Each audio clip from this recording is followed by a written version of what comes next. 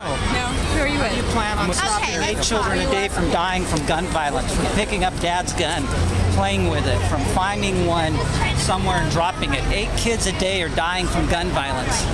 I would encourage the parents to lock up their guns and teach their children proper gun safety. The NRA says they do that. The NRA says they do that. They brag about their safety records. It doesn't change. We have hundreds of millions of guns in this country. And only a few every day are used to commit a crime. Okay.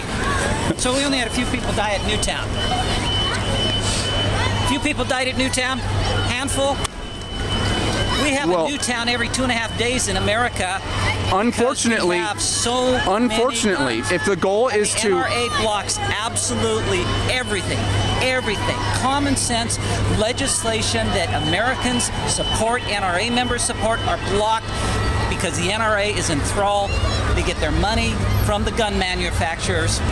Actually, the NRA cut backroom deals to pass the 1986 full auto ban. They don't support anything close to that anymore. But okay, I get your point, and I'm not saying that you're an evil person. I understand where you're coming from, but these laws will not do anything to prevent these deaths. They are. I mean, if you look at places like Chicago and DC and LA and New York, where their guns come from? Where the laws are the strongest. You know where their guns come from? They don't come from Chicago and DC and New York. They come from other states that have lax.